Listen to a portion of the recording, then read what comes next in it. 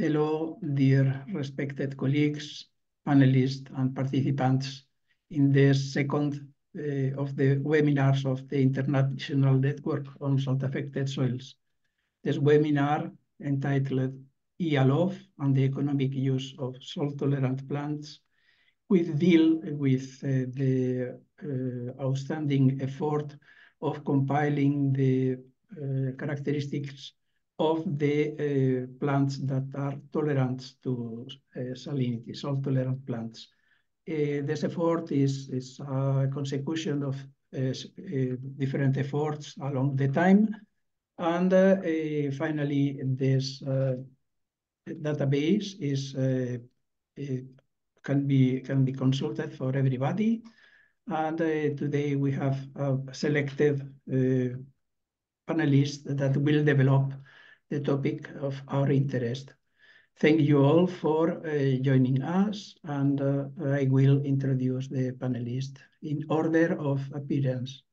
And it will be difficult because they are humble and have sent me just a short extract of their wide curriculum. But well, by reason of the available time, I will use this abstract, and I think that this will give a accurate impression about the level of the panelists that we have today. First, ladies first, but in this case is Professor Dr. Helena Freitas, is full professor of biodiversity and ecology at the University of Coimbra, Portugal, and has been awarded the E.F. Ernst Haeckel Award for her contributions to European ecological science in 2023. At present, she serves as the coordinator of the Center for Functional Ecology, overseeing initiatives at the intersection of science, social well-being, and environmental sustainability. Her expertise encompasses a wide array of scientific areas, including Mediterranean ecosystems, conservation biology, microbial ecology, and policy. Currently, Helena has been fostering applied ecological research, leading several European projects in agroecology, the agri-food sector, and landscape management. She holds the UNESCO Chair in Biodiversity Safeguard for Sustainable Development since 2014, and has led a large EEA grant initiative highlighting the value of the 12 Portuguese UNESCO biosphere reserves. Beyond academia, Helena has served in management and political roles and held key positions in environmental organizations. She was founder and president of the League for the Protection of Nature and the Portuguese Society of Ecology, and vice presidency of the European Society of Ecology. Acknowledged for her many contributions, Helena Freitas has received numerous honors, including the Commenda of the Order of Infante Don Enrique in 2000, and the Inspiring Portugal Award for Personality of the Year in Sustainability in 2022. Professor Helena Freitas, you are welcome. Now, it's my pleasure to introduce as well Professor Tim Flowers. Professor Tim Flowers graduated from King's College London in 1964 and completed his PhD at the University of Nottingham before undertaking postdoctoral research at the University of Illinois. He returned to the University of Sussex in the UK in 1968, where he began research on the cellular basis of salt tolerance in halophytes, a topic that has interested him throughout his career. Along with Dr. Tony Geo, he conducted extensive research into the salt tolerance of the halophyte Sueda maritima, and then, with support from the UK government, on rice. The work on rice led to collaborations in Pakistan and in India. After completion of a term as the Dean of the School of Biological Science, he again took up his interest in halophytes, working on development and revision of the database eHALOPH. Tim is the co-author of 2 books, co-editor of 3 other books, co-author of 42 reviews, editor of 6 special issues of journals, and author of or co-author of 190 peer-reviewed papers. Professor Tim Flowers, you are welcome. Professor Joaquim Santos studied biology at the University of Coimbra, where he graduated in 2003. With a background in ecology, his interests are biological collections and biodiversity data. He has participated on several projects on this topic, namely the digitization of the herbarium of the University of Coimbra, digitization of the Botany Library and Archive, creation of several digital platforms as the eHALOPH platform, halophytes database. In 2018, he completed his master's in ecology with the dissertation, Accelerating Digitization of Biological Collections for Fast Ecological Information Retrieval, which included the creation of Explorator, a crowdsourcing platform for digitization of biological collections. He has participated in Portuguese and international initiatives regarding biodiversity data and digitization. Dr. Joaquim Santos, you are welcome. Thank you very much. Dr. Pedro García Caparrós graduated from the University of Almeria in Spain in 2005 and completed his PhD at the University of Almeria in 2017 about the physiological changes on halophytes caused by saline extreme growing conditions. He performed several postdoctoral stays in national and international universities and research centers. He has participated in national and international projects, especially focused on a deeper understanding of plant biochemistry under different abiotic stress conditions, and also the combinatorial approach, one of the current challenges facing the agriculture research. He has been always interested in halophytes, and his performance in the database eHALOPH allow him to be updated about this topic. Pedro is co-author of 8 book chapters and co-author of 75 peer-reviewed papers. He has participated as peer reviewer in several journals in the categories of plant science and agronomy. Dr. Pedro García Caparrós, you are welcome. Dr. Dionisia Lira, last one, but not less important than former panelist, works as halophyte agronomist at the International Center for Biosaline Agriculture, ICBA, since 2013. She is specialized in the research and development of sustainable and nutrition-dense halophytic farming systems well adapted in desert environments, targeting to enhance the food and nutrition security in these marginal regions, utilizing marginal water and land resources such as the reject brine from desalination and sandy soils. Dr. Lira has also been working on combining halophytes with fish culture, developing circular modular farming systems, integrating a diversified spectrum of cost-effective, simply to use, productive and profitable farming modules.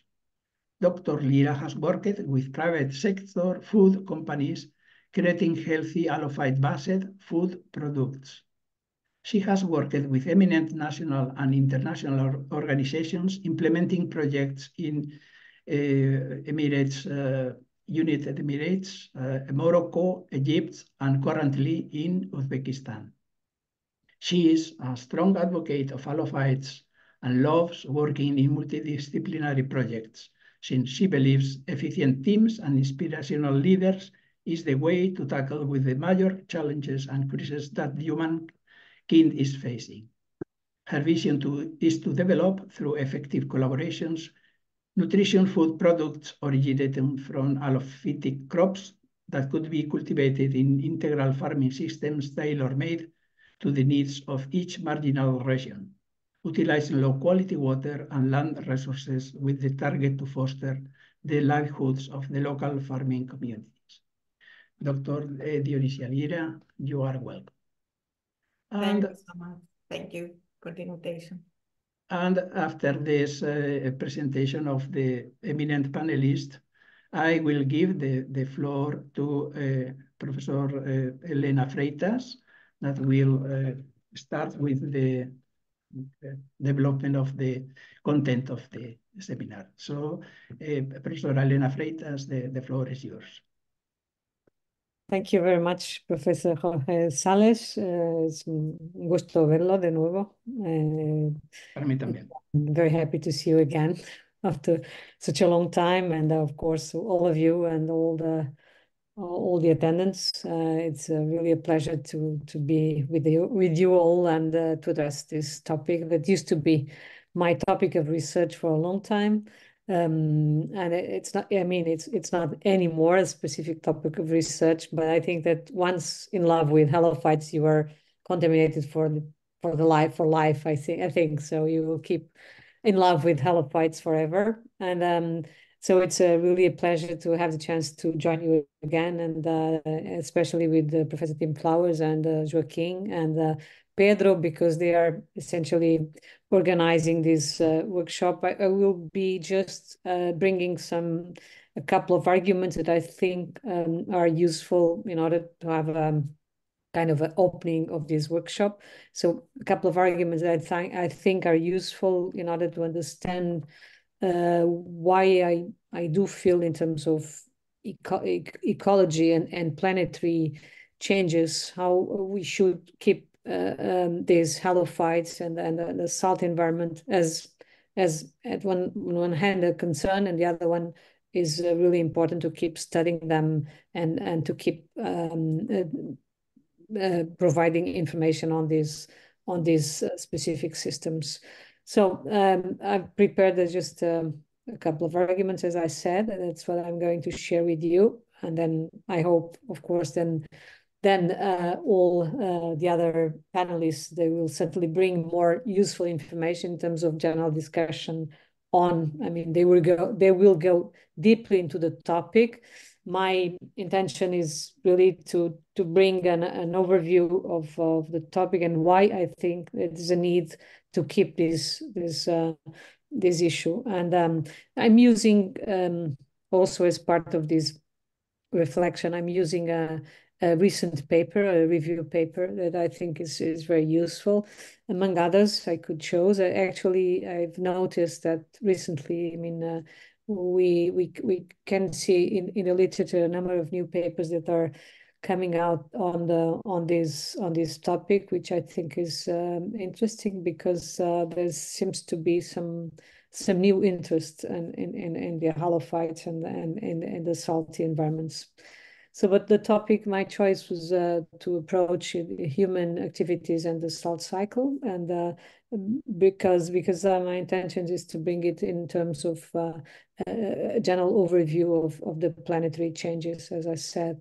And typically, when we address the ongoing changes, we think on the planetary boundaries, and I think it's a very nice framework to understand the number of drivers of change that are changing and transforming the planet. And of course, the so-called planetary boundaries, among them 6 are crossed, and we all know from climate change to land system change, or freshwater change, or biogeochemical flows like phosphorus and nitrogen. But of course, you don't see, I mean, the salt as one of the planetary boundaries, and we are not expecting to see it as such. But all these changes that are part of the planetary boundaries and part of the 6 boundaries that we already crossed, they are actually relevant for what we are going to discuss in terms of the changes that you expect in the future out of these already crossed borders. And that's in a way, what has been, as said, this review is, I found it very interesting because the approach is to see, I mean, what happened in terms of the natural salt cycle and what you expect to see further increasing due to the anthropogenic impact or the human activities in general. We are actually changing, we know, and we call it very frequently the Anthropocene. It's not by chance, it's because we do see a number of disruptive signals of change. And so the whole idea of this paper is also, I mean, to see where are these changes happening and how can we understand them and mitigate.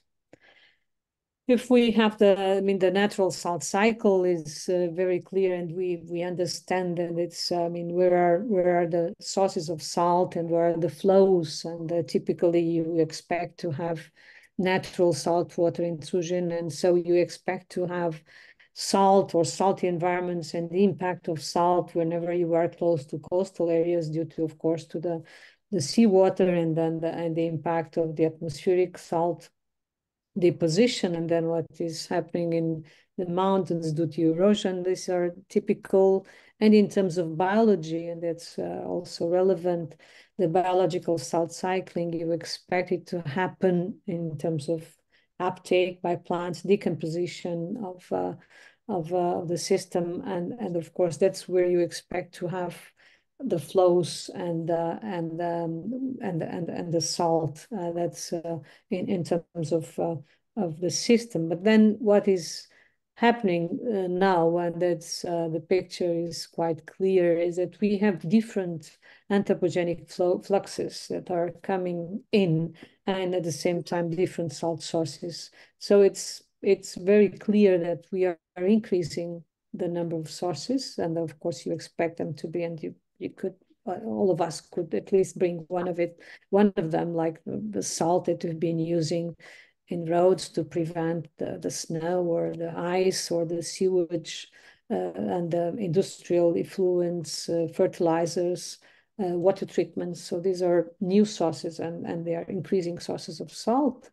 And of course, then you can go to others, and you can also go for the anthropogenic salt processes, and you see these are, in terms of biological salt cycling, you have, new incomes like deforestation and changing plant rooting depth and all the changes that you expect to have in the biological systems, but many others like acid rain, fertilizer acidification, mine drainage, many of them that are new, and in terms of and many of them actually we don't even assess the impact they're going to have in this global salt cycle, like for example the geologic split, like fracking and other changes that we're implementing. So worldwide, this is, we like this review because you can understand the huge change that is happening in terms of the salt cycle that is not really being assessed, but it's becoming,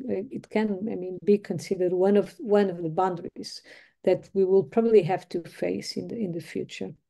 And that's the key message of this review paper, and that's very clearly that we have excessive salt that is propagating and is causing freshwater salinization, and it's going behind the typical borders of expression of this salt impact. So there's a clear need to identify environmental limits and thresholds for these salt ions, and then understand if this can be, where are the planetary boundaries for this specific issue. And of course, this is only if you go for the sources and fluxes and flows of salt in different parts of different ecosystems. But then we have a number of drivers that are going to put more pressure in the system. And one of them is obviously climate change, and especially global warming, that is going to demand for more water and probably more water of less quality. Then you go for, and different environments, global warming is going to be certainly a driving force of these saltier environments. And then specifically in global warming, this is just a picture of the Le Monde, Journal Le Monde, in 2023. You can see the huge impact in the Mediterranean area of the global warming. And actually you did have the same in September last year. We had another signal, and now in January 2024, it has been probably the hottest January ever registered. So these situations of increasing temperature are going really to pose an additional stress in generally in ecosystems, and salt is going to be part of this change. And of course, then if you go into the water stress, that's another driving of change that is, promoting again environments that can be prone to salt, and that's as part of the process. And then just another driver that I'd like to bring in is the change of the cropland area change, because of the farming systems are going to be important players important agents of change in this transition into more saltier environments. And it's impressive to see that we had like 10% of more additional cropland, and of course when you have this change, you don't expect to have an adapted irrigation scheme, or you don't, in most of the cases you simply don't care for for what is the source of fresh water and what is going to be the changes that are going to into the system. So this is another critical aspect, and the food system is of course central, and but I guess that one of our panelists is going to explore this further. So I'm just giving a very simple overview of what is why I think is really timely to keep studying and keep halophytes as part of, and then salty environments as part of the science, the current science in agronomy and ecology. And how can we bring this the halophytes and plants that tolerate salt that I used to study? And it's as I said, I'm still in love with them.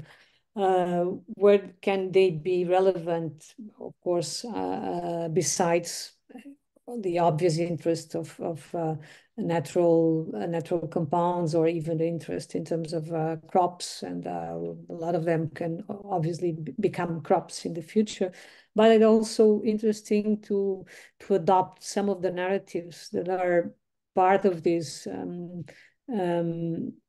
The part of the adaptation to climate change and to these anthropogenic changes. And one of them is the nature-based solutions and investing in nature. So this is a narrative that I find very strong, where we should see the halophytes as part of this process of investing in nature and nature-based solutions. They can certainly be a tool. This is just an example of a natural infrastructure for water management. You can easily see, and I chose this one, could choose another one, but in terms of applying nature-based solutions in water basins and to recover and to restore some of these riparian ecosystems, you can easily see in coastal areas, for example, that shows the choice of halophytes in order, as part of this narrative. Another narrative that I find very useful for halophytes, and that we could explore further, is of course the role in terms of carbon storage, because you have a number of environments that are drought prone and they are salt prone environments that are going to be degraded, and they are being degraded, and we could easily come up with some plants that are carbon relevant, or they can be carbon active in terms of solution for to use or to apply as a carbon storage.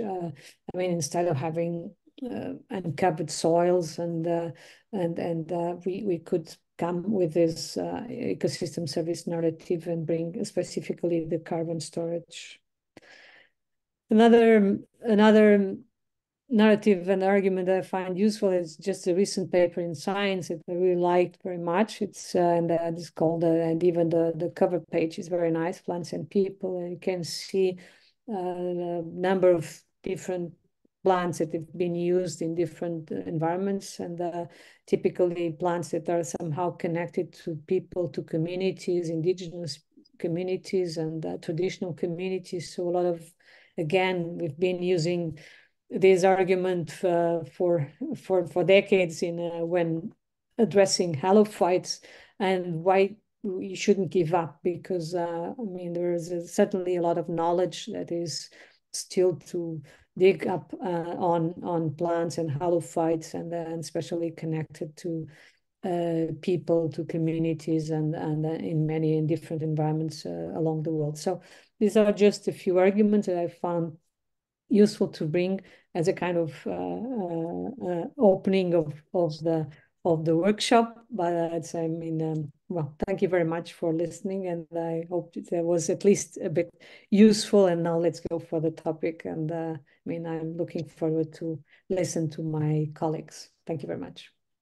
Thank you very much, Professor Freitas, for your wide scope on the topic. Of course, it is of great interest. And before giving the floor to our next panelist, that is Professor Tim Flowers, allow me to correct a mistake that I did at the start. I did not introduce to Maria Kunioskova, that is the coordinator of the network with FAO, and she's acting as rapporteur of the webinar. Maria, I apologize. Thank you for your understanding. Thank you. Yeah. And so we move to the next panelist, is Professor Tim Flowers. Professor Tim Flowers, the floor is yours. Thank you. It seems a long time ago since I started working on halophytes. It came about because I was working on the effects of salts on enzymes, and in Jack Hansen's lab in the States, and we, just in a discussion, thought, well, what happens with plants that are really salt tolerant? I came back to Sussex, which is on the coast, and there were plants available, and that's where the work started. I also was very fortunate in having Tony Yeo as my first postgraduate student, incredibly able researcher, and we published quite a lot together. Unfortunately, there was no money in looking at halophytes at the time, so that's why I went searching for money and started working on rice, because the UK government would fund that, and that took a lot of my research career. But I never lost interest in halophytes, and after a period of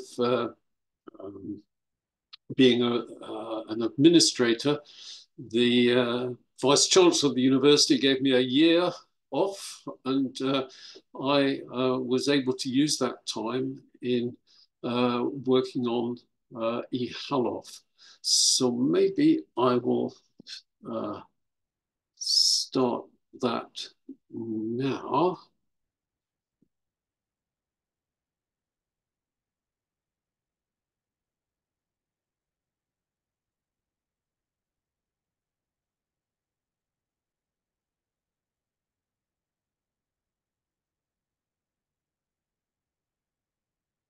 So I don't know what's happened to my sharing.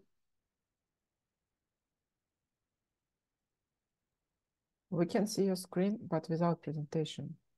Can you open your presentation on the bottom? Yes, oh, there. Yeah, okay. So what I will talk about is what a database of salt-tolerant plants, that's called eHALOPH, and it was developed, the electronic version, by myself and my wife and some colleagues at the University of Sussex. It's now hosted at the University of Coimbra. So I'll say something about eHALOPH, which is the origins of all the data, and James Aronson, who's this was for me a seminal work, and really very important in the understanding and development of the use of halophytes. So I'll say something about eHALOPH, its origins, development of versions, and then the current database, what the records are, what the fields are, and the outputting of data.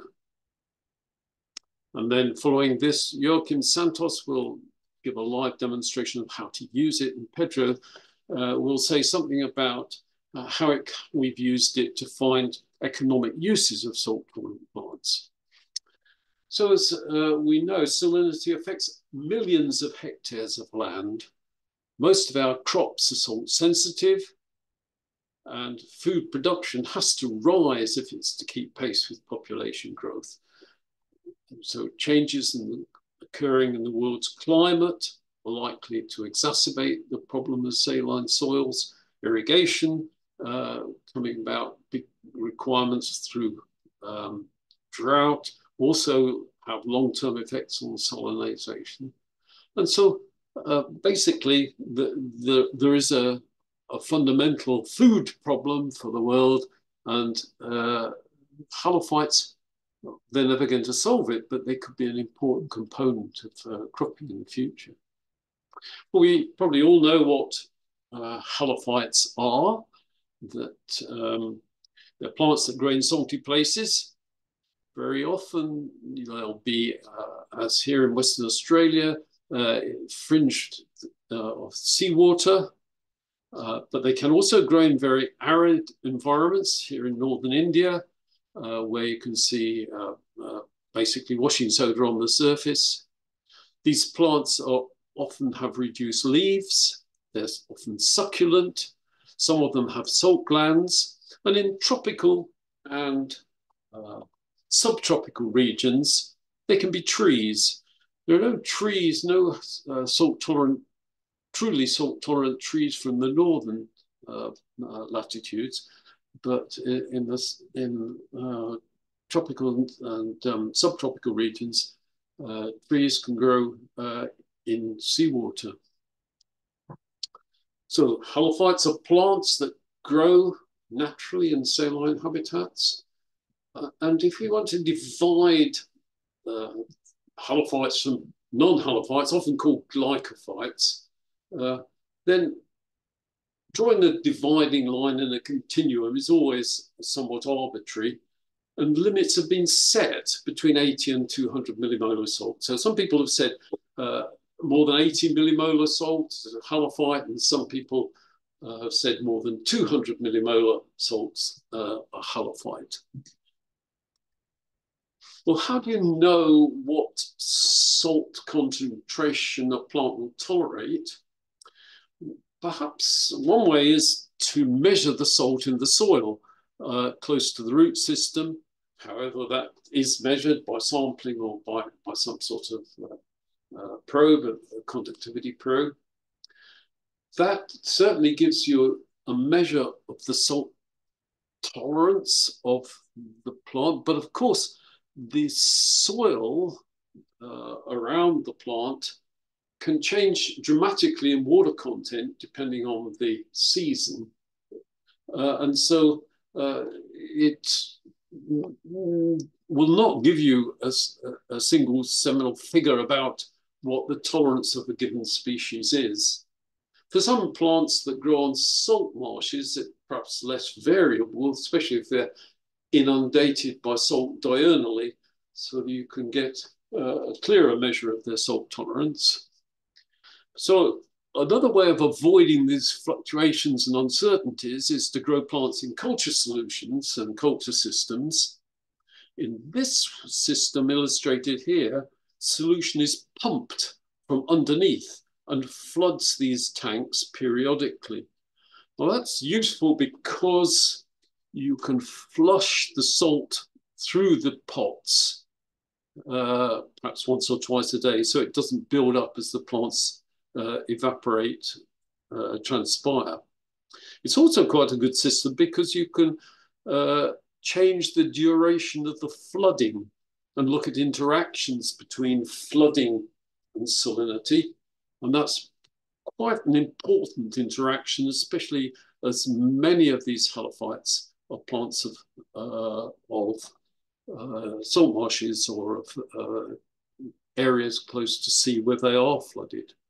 So we've got two ways of really of checking the salt tolerance, neither of them perfect, because of course in this system, it's probably not duplicating exactly the humidity, light intensity, temperature of the natural environment. But we can come up with some sort of figure for the tolerance plants.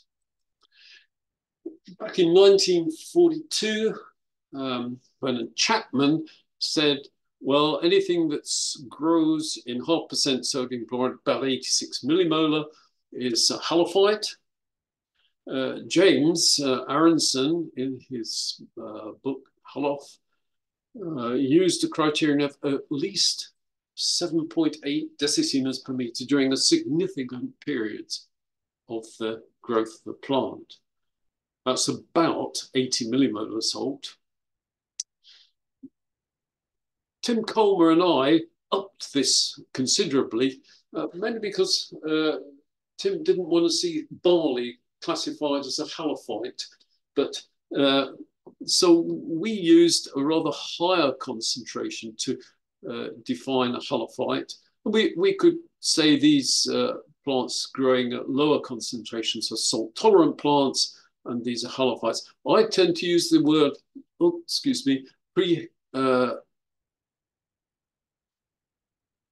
I tend to use the word eHALOPH for those plants that tolerate seawater concentration. So that's going to be around 500 or 600 millimolar salt.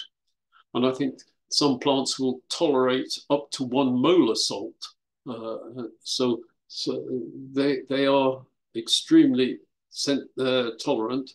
Some plants, such as will be killed by this this 80 millimolar salt.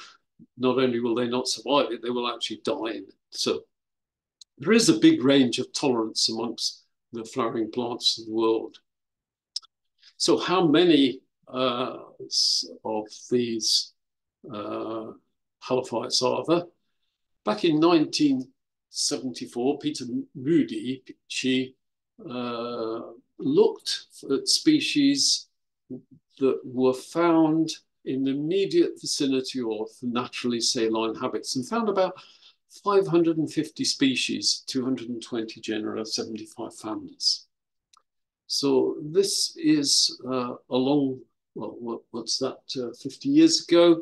And so even at that time, there was interest in looking at the numbers and sorts of plants that did tolerate salt. James Aronson, in his database, it's a database of salt-tolerant plants of the world. As I said, he collected data for plants with a known or presumed tolerance to electrical conductivities of at least 7.8 decisiemens during a significant part of the life of the plant. So that's about 80 millimolar. And this, he compiled this list for anyone growing or planning to grow halophytes. So this is clearly, back at that time, has a view that the people will be wanting to grow these salt-tolerant plants. And he included species, life form, plant type, the distribution, the maximum salinity tolerated, had information about photosynthetic pathways and economic uses. And there were over 1,500 species in 117 families, 550 genera. This is a paper database.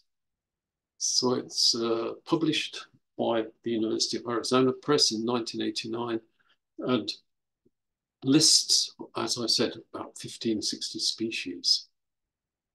There are other lists of plants.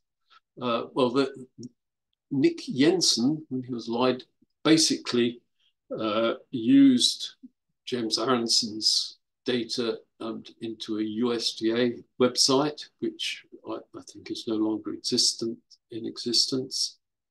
There are lists of halophytes in China and Pakistan from Ajmal Khan and Zhao Kefu. So, and then Ulrich Menzel and Helmut Leith published this database of halophytes. It's a chapter in a book, but there's also a CD went with it with a list of salt-tolerant plants. And these have been put together then to create eHALOPH at the University of Sussex.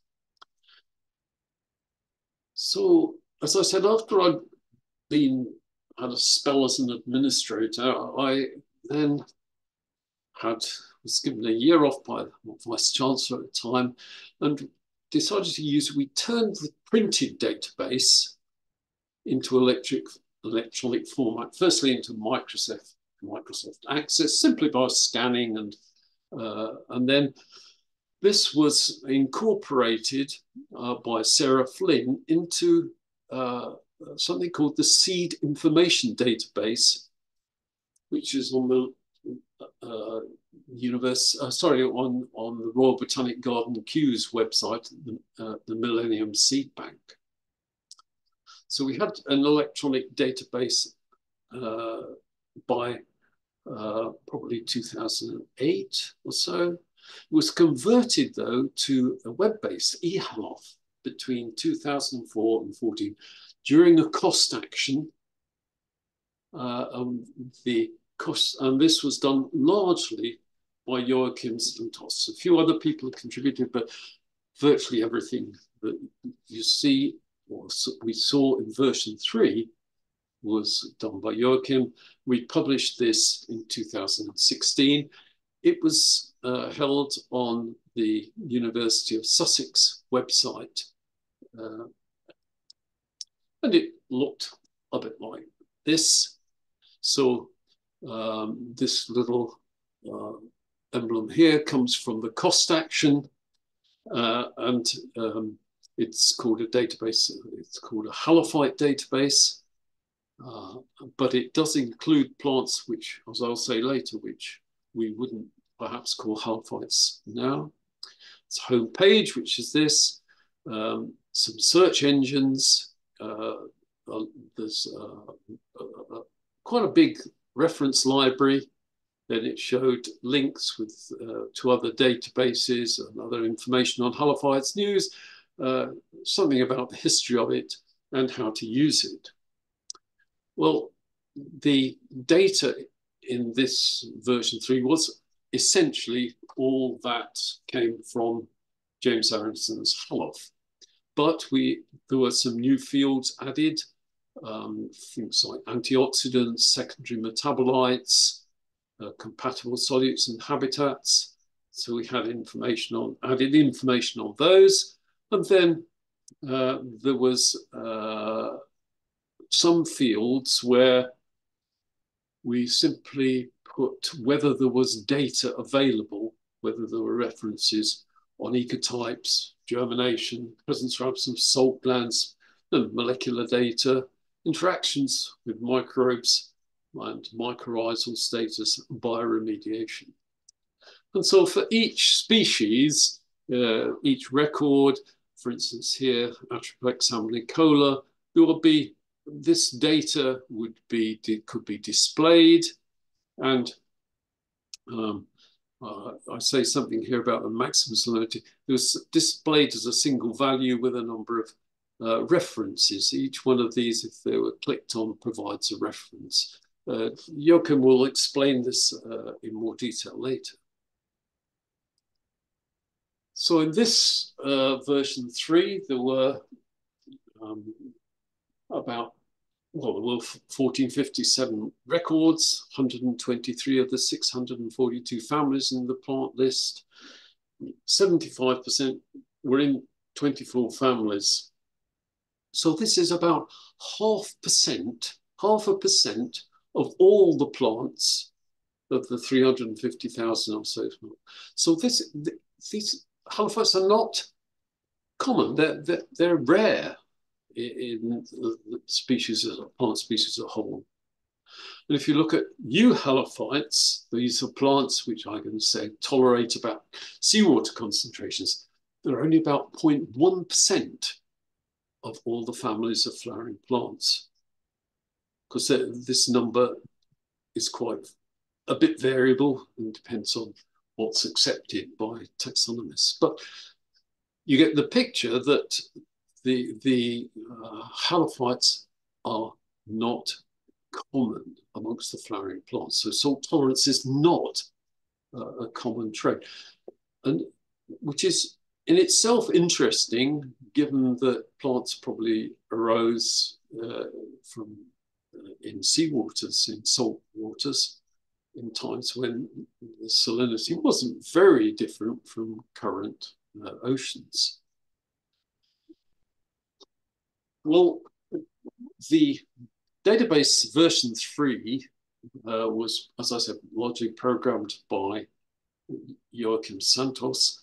And then between 2020 and 2023, we rebuilt the entire platform to comply with current programming technologies.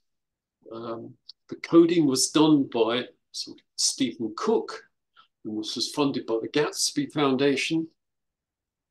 And in it, we added some new fields of optimal salinity and bionomics, whether there's information about the ion contents. I was particularly interested in looking to see if plant families differed in the optimal salinity at which the species might grow.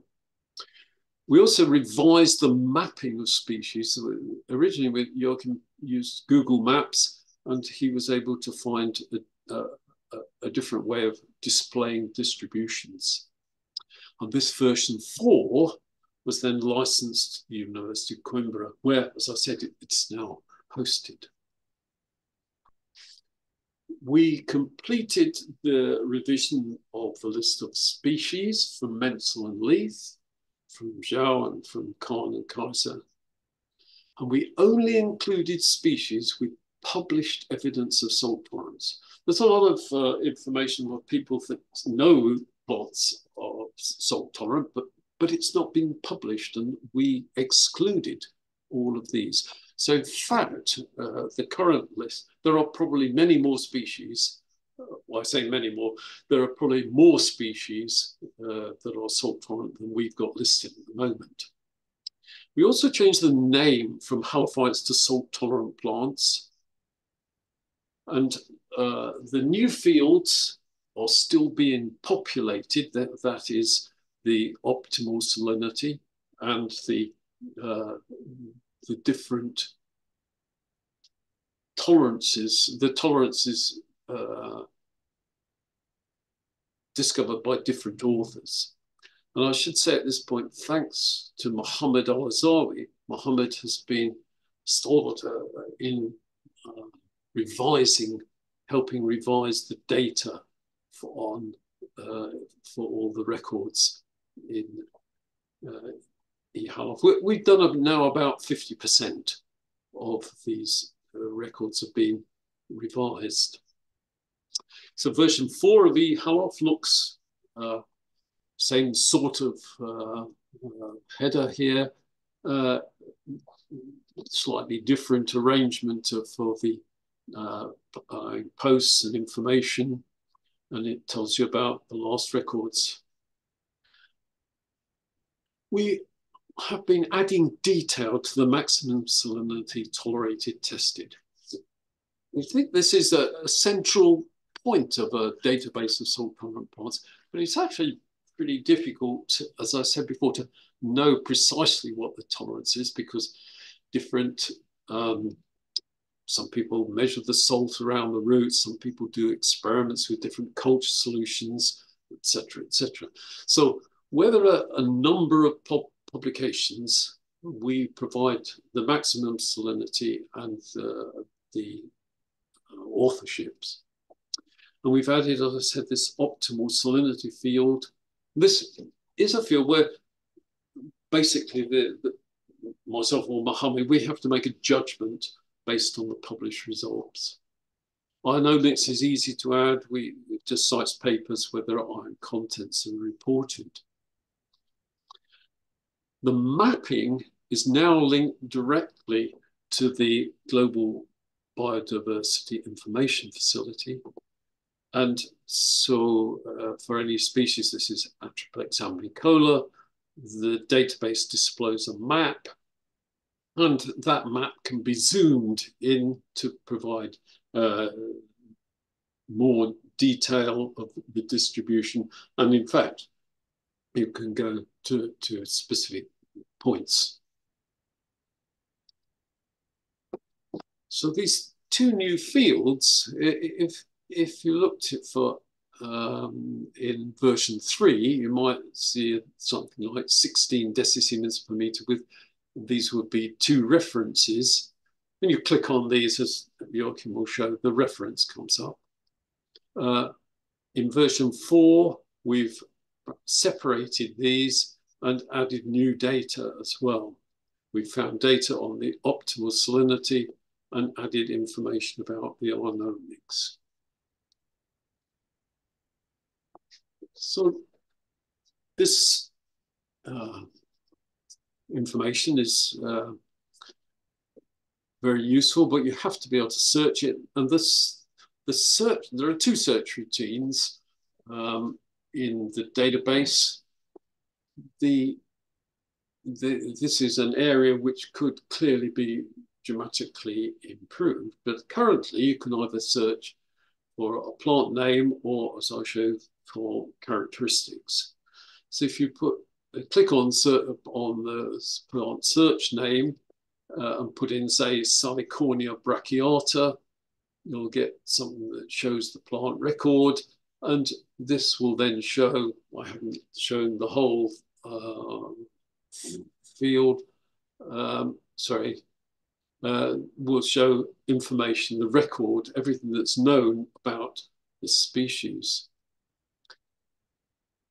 The other search routine there is called list plants. And this allows you to select from a number of different, from all that, well, not all but one of the fields. And you could select the family, the genus, etc., etc. So here, for instance, if I search for hydrophyllophytes that are trees, then it will pull out a record of 93. There are 93 of these species. And it's possible by clicking on the export button to export this data. You can choose how the export file is generated for Excel. Here I've chosen the tab, and then you get a spreadsheet with all the information that we have on those species. So the differences between the 2 versions really are one in the title, one with halophytes, and V4 we've called them salt-tolerant plants, because V4 it includes species that some authors might not call halophytes. Then there's a decrease in number of species, and that's simply due to being rigorous in looking for published evidence of salt tolerance. There are very likely to be more species to be added, but it's not going to dramatically alter the number, might take it back up to 16, 17, 1800, whatever. But within this database, halophytes, those species that tolerate, say, 20 grams per litre, 200 millimeters, can be extracted. You can just put in the search criteria for the salt concentrations. And yet there are about 600 species here of halophytes within this 1,200 species altogether. So there are, in the current database, 1,200 species, 91 families. Most of them are in 20 families. Most of the Amaranthacea and the Poaceae dominate the diam monocots. But the take-home message really is that salt tolerance is a rare phenomenon. Only about 0.5% of the species of flowering plants are salt tolerant. So if we have a scenario of increasing salinity across agricultural systems for whatever reasons, then, and because it has proven so difficult to change the salt tolerance of our existing crops, then the understanding the salt tolerance or knowing the potential uses of these salt tolerant species is going to be important. So next, Joachim will give a demonstration of the live demonstration using this, and then Pedro will, as I said, give you some information about economic uses of salt-tolerant plants, and then Sissy will talk about growing salicornia as a crop, halophyte. Thank you. Thank you very much, Professor Flowers, for this in-depth perspective of what is the origin and the steps in the developing of eHALOPH, and as well as the possibilities. And well, in between our distinguished assistants to the webinar, there is Professor James Aronson. So if panelists agree with me, I would like to invite him to join us as in the panel, and allow him to make some comments if he's willing at the end of the exposition. So do you agree? Yes, of course. Yeah.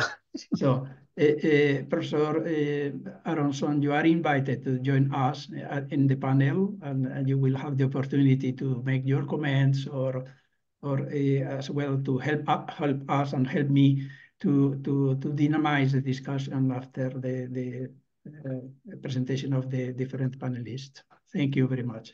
We are very honored to have you here with us. So next speaker is Dr. Joaquim Santos, and so the floor is yours. Thank you very much. It is my pleasure to be here and talk a bit about this platform. Even though my background is in botany and ecology, I do not work directly with halophytes. I work more on the technical aspects of data. So I started my collaboration with this platform back in 2011 when we started developing the platform, and we thought about it initially as being a collaborative platform. It is what it is now, a collaborative platform. So everybody is invited to join the platform, register and contribute to the population of those fields that I will show you in the platform. So I will share my screen and make a tour through the platform. So this is the landing page. And for start, you have several points of entry where you could click and just start seeing things in the platform. So you have here a navigation menu where you can click and go to each section. You have also this slideshow where you can see photographs of plants that were uploaded by users. You have this column here, which is the list of the most recent approved plants, because it is a collaborative platform. It is moderated, it is curated by the administrators. In this case, it is mostly Team Flowers. So these are the list of the most recent approved plants. It should be also a point of entry. You have here some contents about halophytes, some news, even though it is not meant to be a dissemination platform about halophytes. It is a database of plants. Sometimes the team publishes here some news about halophytes. So what I will do is just start navigating the platform just by clicking on those points of entry that are available. For instance, this plant, when I click here, the platform will display the record for that plant name. So you have a list of fields, and for each field you can have a single value, and for some fields you have multiple values. So in some fields you have also this red square that means that in a previous version of that plant name, the value was different. So for instance, in this record, the maximum salinity tolerated was 200 millimolar, but the current version was updated to support these values for the salinity tolerated. So we keep a record, a history of all the submissions for each plant. So it is possible also to reinstate previous versions if the administrators want to do that. For each value, it is recommended that the information is supported by a reference. So when you hover with your mouse on the icon, it will show you the reference. You can click here, and it will show you the abstract if it is available, and it will show you the DOI, so you can go to the page of that paper. So there are many fields that can be populated. This one, the distribution, it is automatically fed by the GBIF, the Global Biodiversity Information Facility. So we don't control these points that are displayed on the map. Those points are actual occurrences that are published to GBIF by publishers of GBIF. If you want to go to the GBIF page, you can click here, and it will lead you to the page on GBIF, where you can see more information about the species and the occurrences. But this is not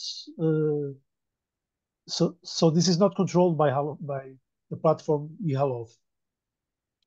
Okay, you have also the distribution text, because prior to this mapping system, the original database of James Harrison had a textual description of geography. So we kept that not to lose the information that was already there. But as you can see, it is many times wide geographic areas. So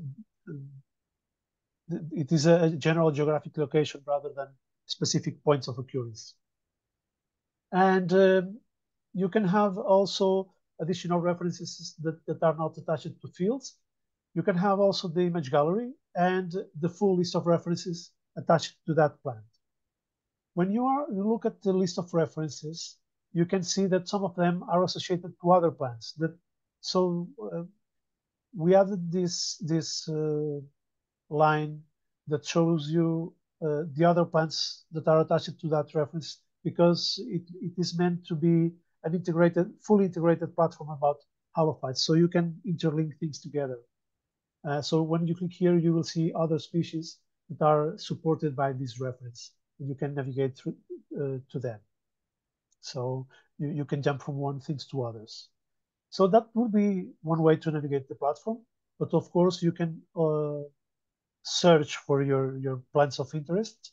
If you have a specific genus or a specific species, let's say Sueda. So I get the full list of Sueda species on the platform, and you can look each one of them, but probably you want to make some statistics or analysis on the full data. So you can export it by clicking this button, and it will give you a CSV file. So it is might not be a strictly CSV, since CSV has comma separated value, but you may have interest in having another separator instead of the comma. For instance, for the Portuguese Windows system, Excel is expecting a semicolon as a separator. So that's why you have another options to separate. the fields. So in this case, I can select the comma because I have software to open the file with a comma as a separator. And when the download is finished, I can just open the file and use it to see the information or to import it into a statistical software or something like that. So you can see all the information that is available with this export file. Even the references at the end, you will get them. When the fields are multiple, you will have the multiple fields separated by a pipe, this vertical line. So you have all the information and can work with it as you wish. Another way to have the records you need is to list plants and apply the filters that match your criteria. So I can search for Amaranthaceae, for example. I will have all the Amaranthaceae. Sorry, I have here some value, this food and drink selected. So you have all the Amaranthaceae here, and you can export the file if you want to. If you want to restrict more your values, you can put a range of salinity, for example, or germination values, or salt glands and others. So I will use the economic table.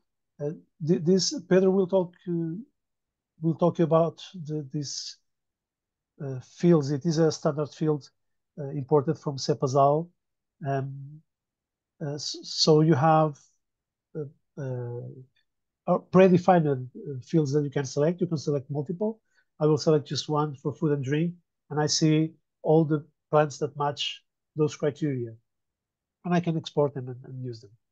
Another thing you can do is go to the list of references. That is very exhaustive. It is updated often by Tim Flowers. So you have 15,000, more than 50,000 references here about halophytes. Many of them are connected to plants, but many of them are general papers about halophytes. You can look at them here. So that it is also an important resource, and it is the base to attach the references to the fields. Back to homepage. Okay, one thing that you can do is register. So you can create an account if you don't have one, submit your basic information and register with an account. When you have an account, you can log in and, you can log in and you will see more options than you have as a visitor. So you can, for instance, insert a new plant. So this might not be very obvious for the people using the platform for the first time, but the intention of this platform is that it is a collaborative platform, as I said before, so you can contribute to populate those fields that are available. Let's say you have information about one plant, this Armeria maritima, for instance, and when you are looking to the records, you have then a button that will allow you to edit this record. So I have those options here because I am an administrator. You as a regular user, you don't have access to those buttons, of course, but you can have access to the edit record button. And once you click the button, you will see a form. So it is very similar to what you were seeing before, but now it is a form and you can edit those fields. So let's say you have a new information for the life form, or for the genotypes, or for maximum salinity tolerated, or you can change one of those values. You can do that. When you submit, it doesn't overwrite the previous value. It will submit a new version for that plant. And your submission will be kept on hold until one administrator approves your submission, or if he or she disagrees with your submission, they can just discard your submission. They will reject the submission with a note saying why they didn't accept what you are proposing. So let's say I have new data for molecular data. I can just click the button and select the one that matches what I am submitting. Let's say fatty acids, and I can save my value. And I can, or I should, add a reference that supports the information I am submitting. So I can go here and just browse through the bibliography, the references available. I can just type here some words that will help me search the reference that is associated with that information. Let's say it is this one, okay? And it will be attached to what you are submitting. And it is a reference that supports what you are submitting. And it is also a help to the administrators to evaluate if what you are submitting is correct or not. You can submit many changes you like to a field. I saw previously on the chat that somebody was asking if they should submit the country.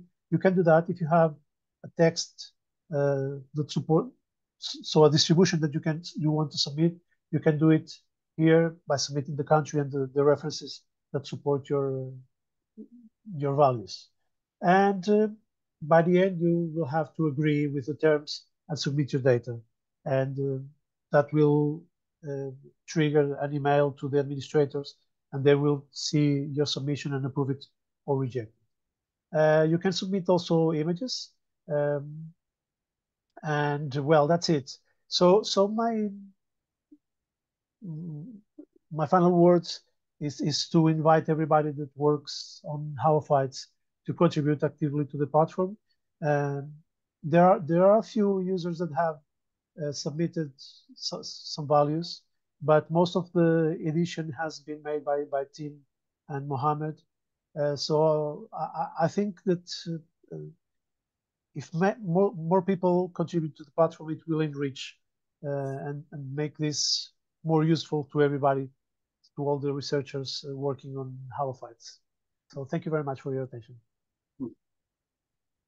Thank you very much, Joaquim, and for your practical approach to the use of the database. And now the floor is of Dr. Garcia Caparrós. Floor is yours, Pedro.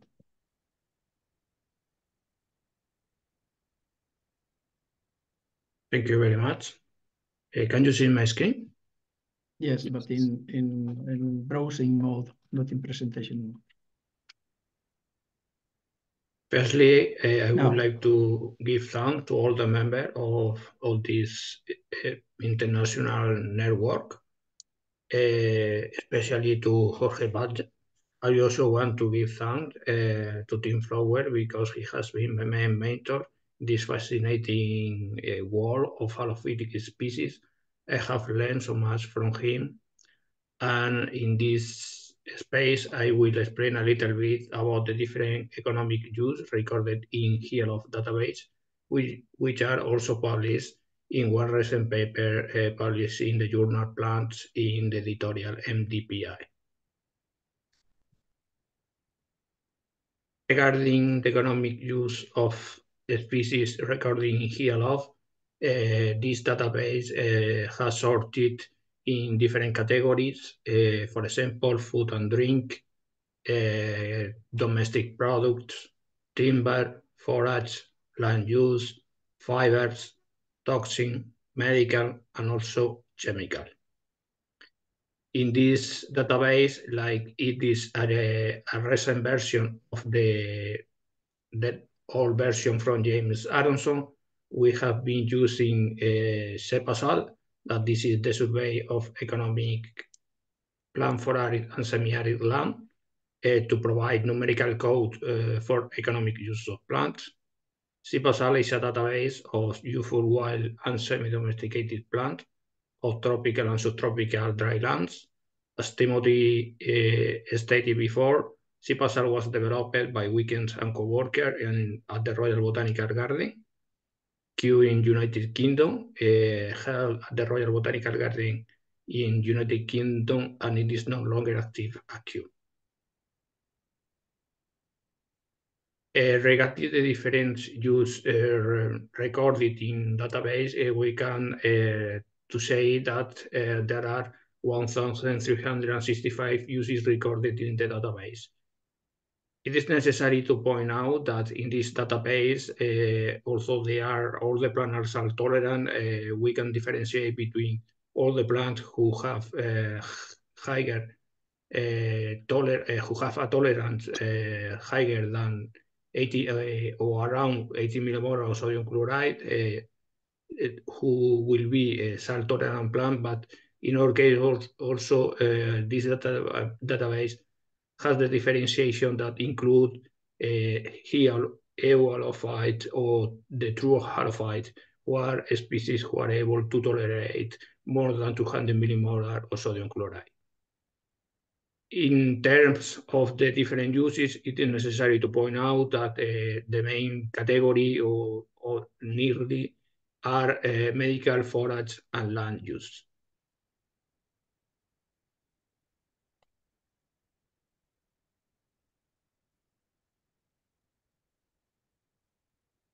Regarding the medical uses of species, we can see in this slide that in the eHALOPH database, there are recorded 270 studies in which there are 3 main families which comprise approximately 50% of this study, that are Fabaceae, Amarantaceae, and Asteraceae. In these researches included in the database, some of the different quality assessments that are done by the researcher include, for example, the determination of flavonoid concentration, phenol and polyphenol concentration, and also tannin concentration. As far as forage uses is concerning, eHALOPH database included 275 studies, where it is necessary to point out that 3 families dominate the use as forage, and only 31 of the 93 families have any recorded use as forage. As in the previous case, some of the different quality assessments that researchers have included in order to ensure the use of these halophytic species for forage are, for example, the determination of acid detergent fiber, acid detergent lignin as content, crude fiber, crude protein, in vitro organic matter digestibility, and neutral detergent fiber.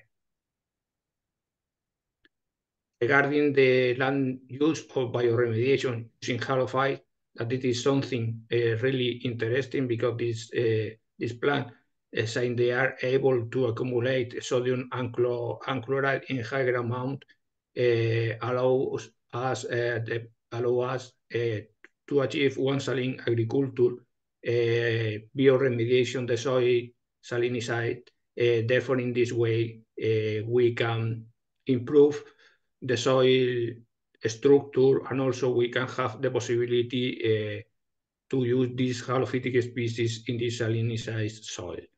In this case, we have a total of 269 species recorded in the database, in which Amarantaceae, Poaceae, and Fabaceae accounts for 52% of the uses.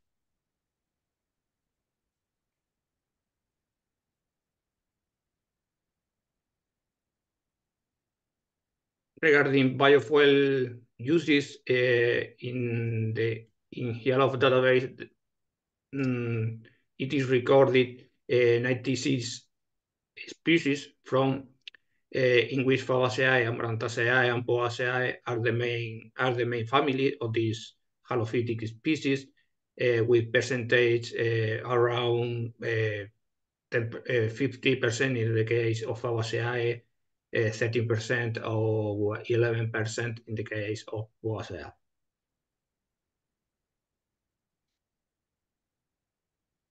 Finally, I would like to make a reflection about the use of saline agriculture and the use of halophytic species, because while salinity has a detrimental effect on the yield of most of our conventional crop, because they are salt sensitive, the potential of halophyte for medical and forage uses.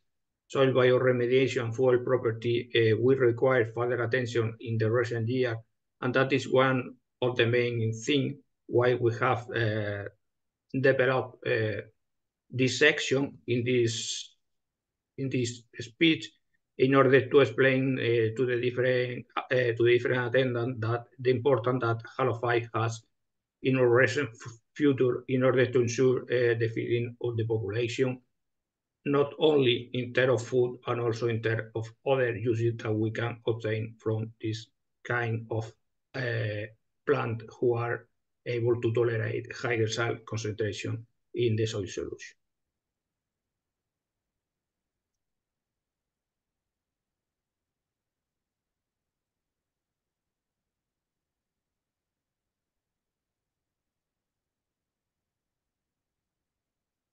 Now it will be the flow to Sisi.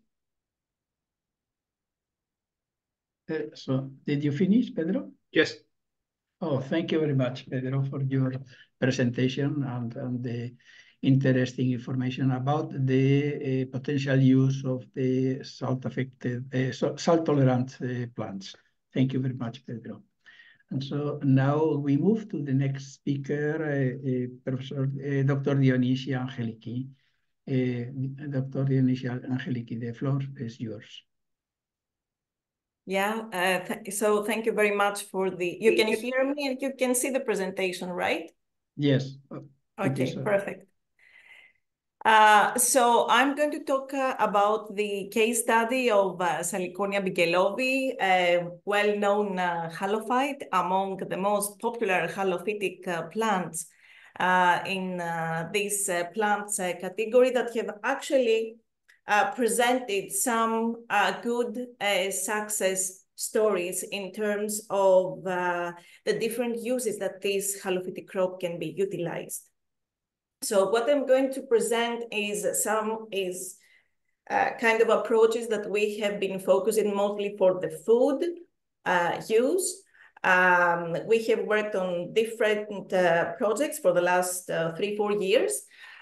So I'm going to show you the concept, how we are building the thinking of moving towards more innovative food uses that can come out of this halophytic crop that could actually be considered as a Trojan horse, let's say, as a kind of opening doors for other halophytes probably that have the potential to be explored following the same stream. So Salicornia bigelovi was introduced. First of all, it is native in coastal areas in southern United States and Mexico. And 10-11 years back, in June 2013, actually, ICBA decided to introduce, through some key collaborations that we had at that time, to introduce Salicornia bigelovi and make different evaluation studies, field trials here in the UAE, in United Arab Emirates. So for your information, Salicornia bigelovi is a C3 succulent annual salt marsh species that grows in intertidal zones, in marshland areas, and very much likes salt, of course, and is considered as EU halophyte, as Tim mentioned before when he was providing the terminology of the halophytes.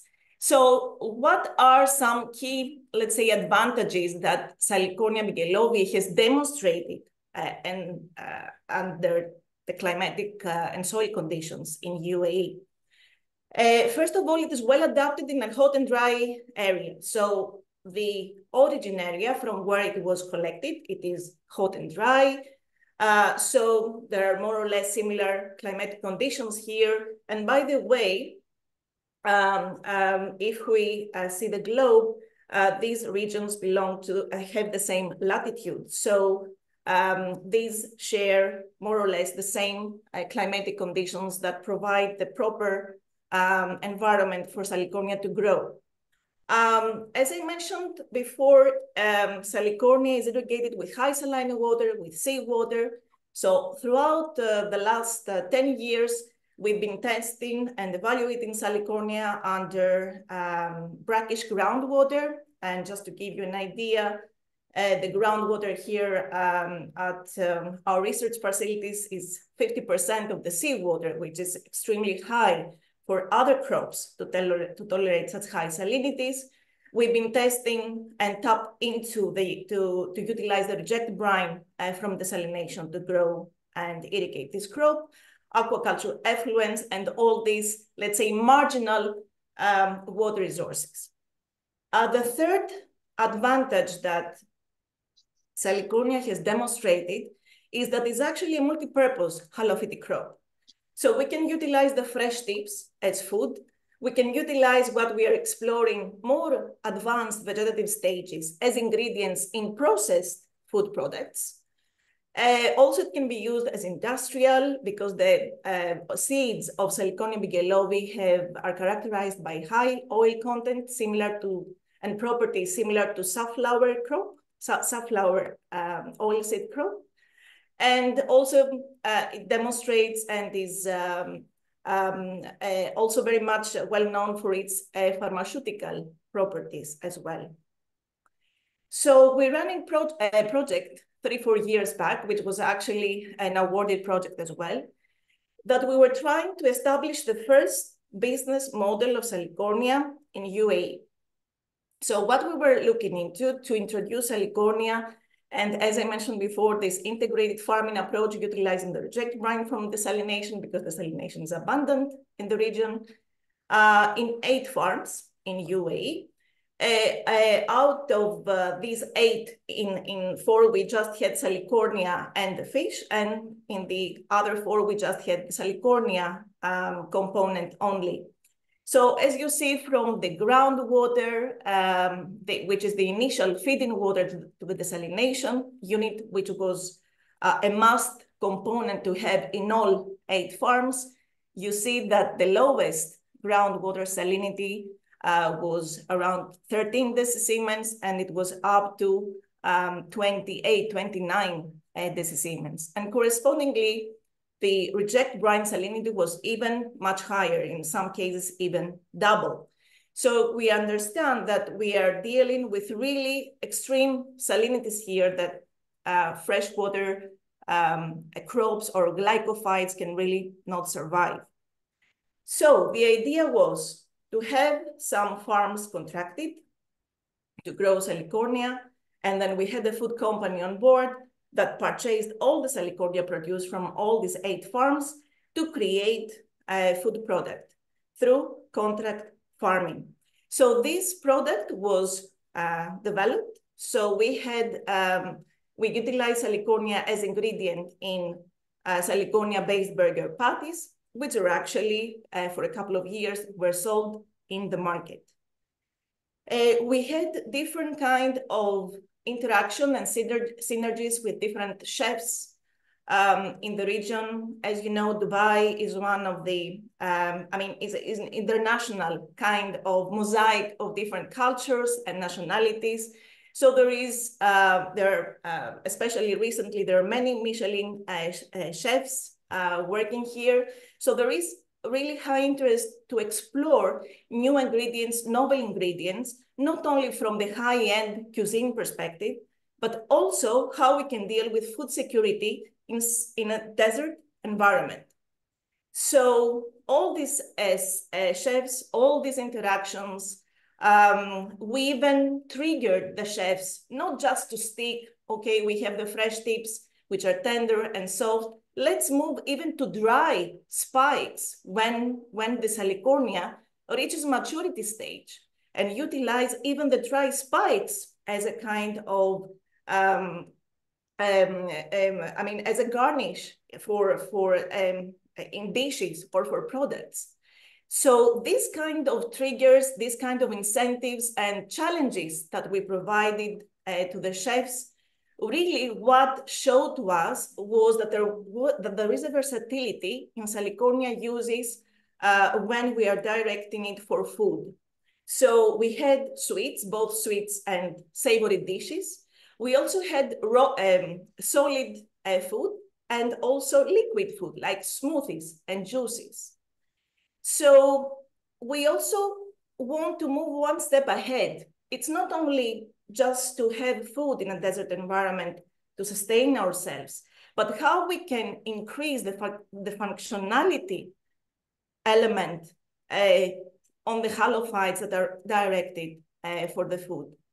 So this is what we are currently exploring through different management practices. For example, through different irrigation systems, we are applying bubblers, we are applying drippers, through different salinity treatments, like let's say seawater salinity, or 50% of the seawater salinity, or low salinity at 10 decimals, to see what are the differences in the nutritional profile, in the macrominerals, in the microminerals, in the lipidomic profile, in the flavonoids profile, as I'm showing to you right now, antioxidants, different amino acids, or fatty acids when we are focusing more on the seeds. So all this different information that we are looking into extracting from this nutritional analysis is actually to customize the Salicornia produce based on the product that we are targeting. For example, if we are targeting for Salicornia or for a halophyte to have more increased salt content, sodium, for example, because we want to use in this case, the fresh tips for food extruded products, which are very common in the food industry in the area that we are in. And it seems because of our fast lifestyle and because of our fast rhythm, such kind of products really have a kind of, we are consuming such kind of products on daily basis, even the healthy ones. So all these different kind of approaches are very much relevant within this halophytic proposition. So in our case, for example, we observe that when we are irrigating Salicornia bigelovi under bubblers irrigation, of course, it's a kind of not that cost-effective system, but we are trying to simulate the flooding effect, the actual natural ecosystem where Salicornia grows. And you see that the groundwater salinity is half of the seawater salinity, which coincides to be the optimum salinity for Salicornia bigelovi growth. We have a higher percentage of flavonoids in Salicornia bigelovi tips that are collected 6 months after sowing. So by deep diving, actually doing this deep dive into the full-fledged nutritional analysis, into the metabolomics, lipidomics profile, all these different parameters, we really can extract useful data about different salinity treatments, different, as I mentioned, irrigation practices, different growth stages.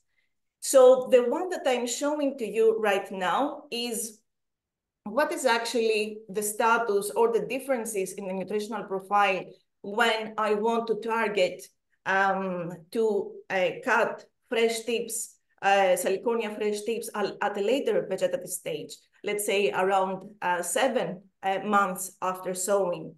So for example, what we actually found is that the iron content, especially when we're comparing with spinach and asparagus with freshwater-based crops, okay, the iron content, even the zinc content is much higher compared to the reference values that we have extracted for spinach and asparagus. And again, all these help to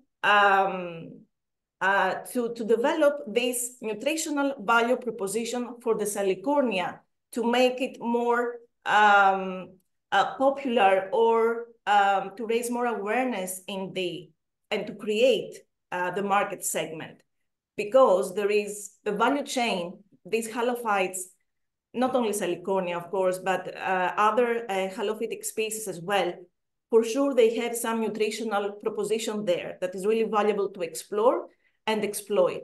But when we are translate all this into consumers, into how this can be actually taken up by the market, when we're talking about suppliers and producers, this is where we have to be, let's say, more careful about all these propositions and the streams to make it more attractive and more, of course, there are different components here. Also, the profitability plays a huge role here, the cost effectiveness of such halophytic systems, but this is a different story. So that is the beauty that such kind of work can really bring in on the halophytic component. I really liked the starting presentation. Of course, I really like the rest as well. But I really like the point that Helena mentioned in her presentation about the nature-based solutions approach, and that we have to invest in how the nature operates so that we can copy and somehow endorse and enhance some of its operational modalities. So currently, we are running, ICBA is involved in, we are leading an NBS, Nature-Based Solutions project with Emirates Nature WWF. So beyond the introduced Salicornia, the Salicornia bigelovi that we have introduced, and we've been working for the last 10 years here at ICBA, we are also focusing on the local one, the Salicornia sinus persica, with the target to rehabilitate how we can expand these local Salicornia species. And it's not the only one. We are also looking into the Arthrocnimum, the one that is exactly neighboring to Salicornia, the adjacent one, to see what value this salt marsh, these halophytic crops can bring for the local farming communities within this NBS context. And I'm glad to see, because some colleagues from Germany, they have analyzed our samples, because there were so much doubt about the Salicornia species. So we are happy now to have this confirmed. So what we are currently looking into is this interspecific variation, to explore again and to do a deep dive on the nutritional analysis between the local species and Salicornia bigelovi one. Also the question, and there are a few papers on that from other researchers about, okay, we identify, we measure some very important nutritional elements in the wild collected populations, halophytic populations. But if we bring these into a farming context, what nutritional elements are maintained, or some probably are decreased, okay? So these are something that we are also exploring with the team. And of course, a very important aspect, because in the bottom line, and this is what of great interest for the team here, is actually to see what is the palatability of these local wild Salicornia species when we are interacting, and when with the chefs, with the culinary people, professionals, and when we are targeting for the consumers, for the local communities to take it up. Because in the bottom line, we have to create a demand. We have to create also the supply for the demand. So that is all for, of course, in a nutshell, of what we've been doing for the last 10 years and what we are currently focusing on. And I'm very glad to see, beyond some speakers, some presenters that are already part in the Saline Agriculture Working Group, it's kind of sister, I should say, for INSAS. We had a long collaboration with Maria Koniuszkowa and her colleagues. So currently we are developing, beyond the farmer guidelines on soil and water management in salt-affected areas that has been developed by the team, the Saline Agriculture Working Group under the WASAG initiative at FAO. We've been also working on thematic 2, where we are going to tapping into the salt-tolerant crops and also the halophytic crops. So as soon as we have this published, and we are going to have a similar probably webinar to launch these. So that is all from my side. I hope I made the ending a bit more, more interesting, more catchy, as I should say. So thank you so much, and looking forward to the questions. Thank you very much, Dr. Dionysia. It was very new for some of us, such a implementation in the food industry of the Salicornia biglobbi. And you stimulated us with such cakes and cookies, because close to the Greenwich meridian, it is tea time now. So thank you very much. It was very interesting and very innovative. And before passing to answering general questions, I would like to give the opportunity to Professor James Aronson to make some comments or to add some information about what was presented here. Thank you for joining us. Dr. Aronson, the floor is yours. Thank you very much. Can you hear me? Yes, perfectly. Yep. Oh, good. I'm very, very grateful to Tim Flowers for taking the initiative to create eHALOPH from my 1989 book. And it's a delight to see all of the interest of all the people who've joined in today. Someone asked in the chat if halophytes were more common in the northern hemisphere than the south. I don't think that is the case. Australia has a couple hundred species of Chenopodiaceae, many of which have fodder value and could be useful in bioremediation and carbon fixation. And Argentina, Chile, Southern Africa also have lots of them. And I think it's worth thinking about the carbon fixation and also nature-based solution in terms of ornamental plants and replacements for turf grass. In the United States, the #1 crop today is turf grass, using as much or more water as cultivated cotton.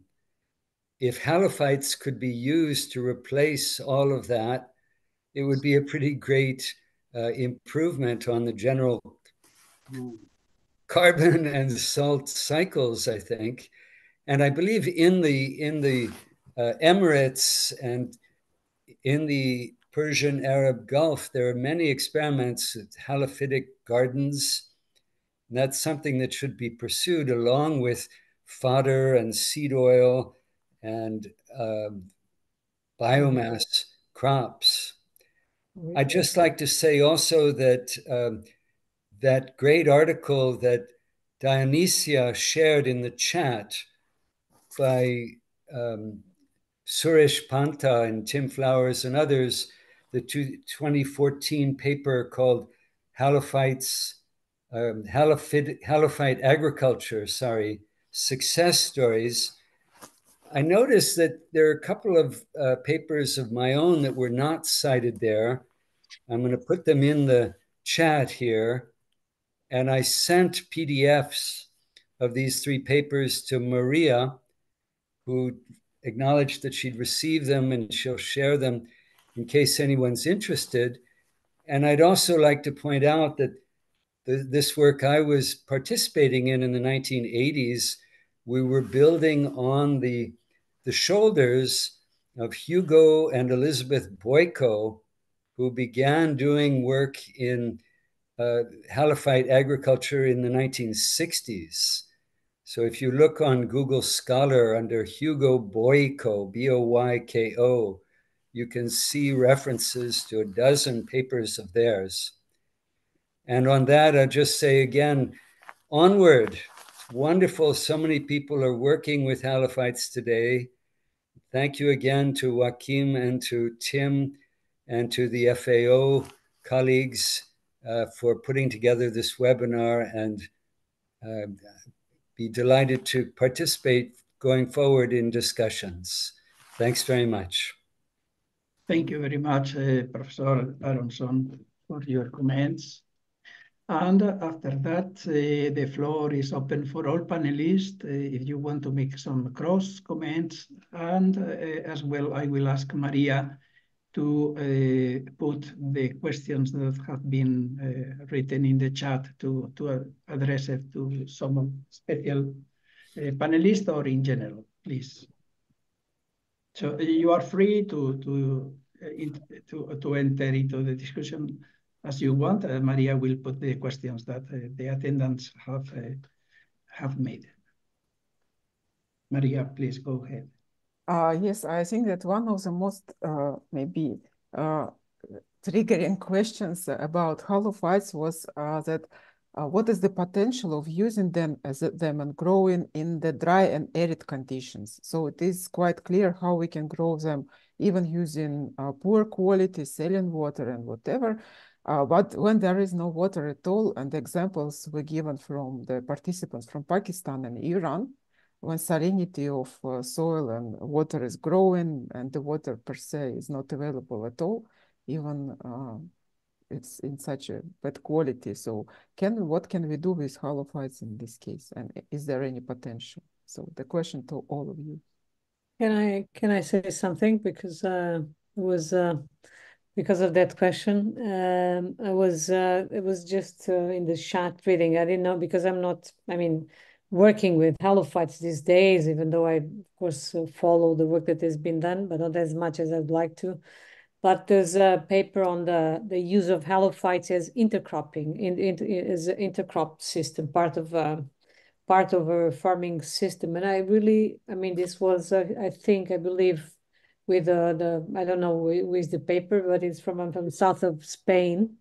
And the idea is to put to include halophytes as part of the an intercropping system, so that you can really use halophytes as a provider of organic matter to the soil. And at the same time, maybe in some cases, if you choose the right halophyte, you can even take some of the salt in the soil, and in that way providing a better environment for the plants, or who knows, if you have microbes that are also connected to these halophytes, and can be helpful in the situation of other crops to cope with salinity. And this could be a win-win situation. I don't know exactly but I was just thinking that this could be useful. And at the same time, I was trying to suggest that we should use more of this framework of ecosystem services provider, and halophytes could actually be part of either in urban environments or in farming systems. Maybe we could really use them as not as as a provider of a specific service that is useful for the crop that you want to really to grow in these specific situations. So I would say this is an open path, and in many ways, either considering the carbon sequestration of these plants in different, this could be an additional value in the crop system itself. So it depending on, but I think that this is, we are too much oriented, and that's okay, but to the gastronomy and the added value in terms of the food system.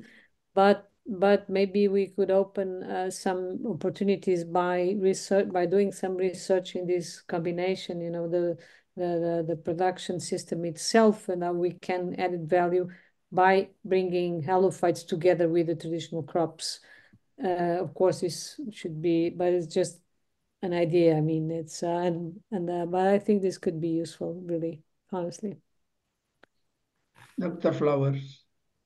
I think in relation to the arid environments, I think all plants need water to go through them, and they grow better the more water. So you'll never get very high productivity, I don't think, in really arid, but they can be very important for stabilization of soils, which and I know that's been done in China in deserts, where you can grow halophytes which bind the soil and stop it blowing away.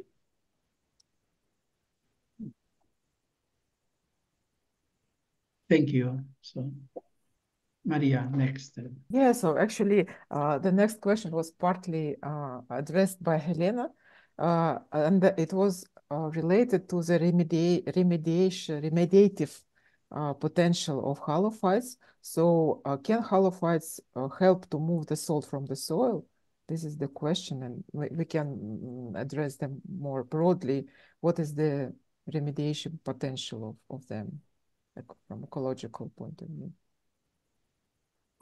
Well, can I say that this has been a question that's raised many times, and if you look at the biomass that you might accumulate and the amount of salt in the soil, my view is that generally, in many cases, that there's simply not enough biomass to remove much salt.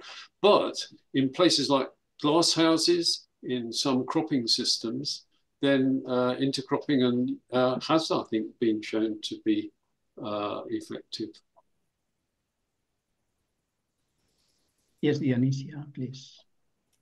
Yeah, for this specific use, as I have already replied, because there was a question in this chat as well, because halophytes, we have the includers and the excluders. So the includers, they take up salt, okay? So these can really work in the long term in combination with other management practices to rehabilitate salt affected soils.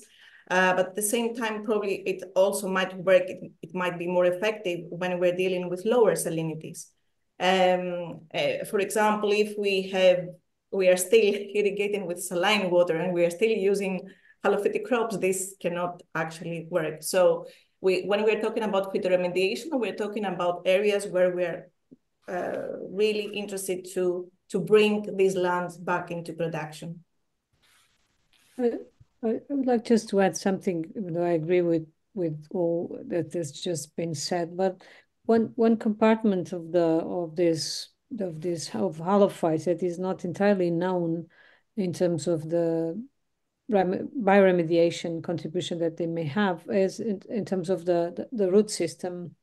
So because we tend to think on the biomass that is above ground, and of course I've been when doing my PhD, I worked with the bladderheads and the role they play in terms of salt extraction, and as Tim was saying, I mean, in most cases, I don't think that there's not enough biomass to play this bioremediation role as we would like to. But the fact as that in terms of the root system, I don't think we know much. It's true that tends to grow.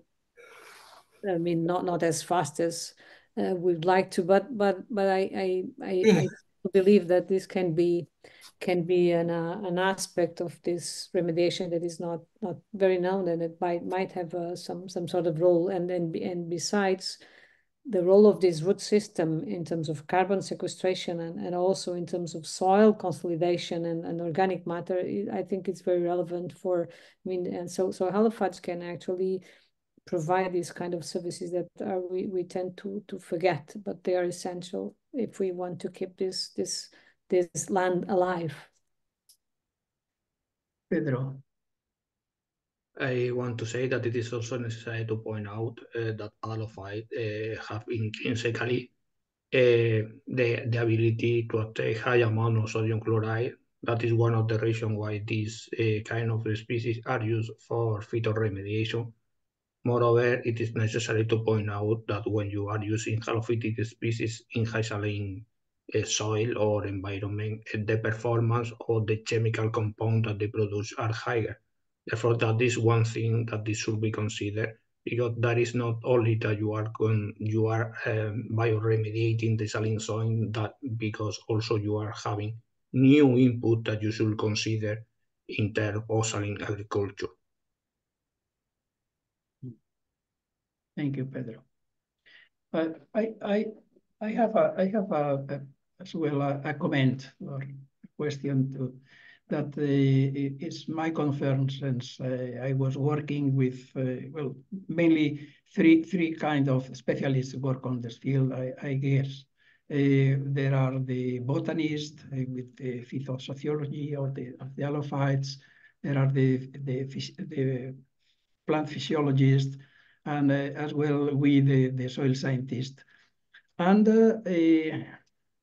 well, I think that it still exists a small black box in between the info that we soil scientists can measure and the rate and the mechanism of the growing of halophytes. We have developed, not me, but other colleagues have developed well performing models of simulating reactive transport into the soil, and even including reduction stress, so reduction stress. And it is well suited for many normal crops. But in the case of halophytes, I guess that due to the slow growth in rapport to other normal plants, we do not reach to make a good simulation of what is happening. And just from my observation, maybe I'm wrong, or so that's my question. I want to learn from you. Is that, for example, we see this this association of different tolerant halophytes, for example, at close to the coastline, and I guess if this the explanation of that is that the different plants there, the different halophytes, have different timing for growing, and then they adapt of the dilution of the soil solution because of the rainfall or different mechanism. So this from the point of the soil modeling, for us, I think that still something more to learn about the halophytes. So it is my concern, and maybe I can learn from your opinions at respect.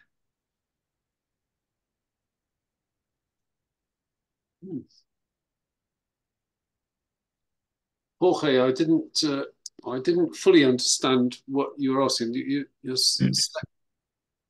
Well, with normal crops, we can take into account the composition of soil irrigation water and the composition of the soil, and we can predict the movement of salts and reactions, exchange and whatever into the soil and movement to the groundwater for normal crops. And there are efforts for giving data about the rate of taking water at different stages of plant development. But for as far as I know, there is not so plenty info regarding halophytes. So we find this difficult to make in simulations. And I guess that in many cases you make a pot or in vitro experiments and then to the field, but it is not, how to say, for us, it is not easy to understand how this can be modeled, and it could be interesting. Well, I suspect there aren't that many field experiments on halophytes. I mean, maybe, Sissy, maybe you have data on things like water use and for halophytes, but in the field, I mean, yes, much of the data that's there is done in controlled environments, glass houses, I think. Well, yes, it is informative for me, but from the point of view of modeling, it is transient conditions that we want to keep track of. But this kind of irrigation or halophytes cropping could be different approach as for normal crops. So thank you. Maria, there are more questions. Yeah, I have some more questions, but I think that as soon as we are half an hour later, I will send these questions after our webinar to the panelists, and then I will distribute their answers through our mailing list, so through the registered participants, if you agree. Yes. So I think that it is important to have time as well for making the report of the all topics that were presented here. So, dear colleagues, dear participants, and dear panelists, it is my pleasure of having you here today and with your excellent presentations. That I see in the chat window that people, the best comment I have is that somebody told that I know more about halophytes than 2 hours before. So thank you very much. It was successful, and thank you very much for your time and your and sharing your wisdom about the topic. Thank you very much. And okay. Well, thank you, Jorge, for organising. Thank you to all. Yes. And goodbye. Thank you so much. Thank you. Thank you to the Thank you. participants. Yes. Bye. Nice to meet you all. Bye. Take care. Have a nice Bye. time. Bye-bye. Bye.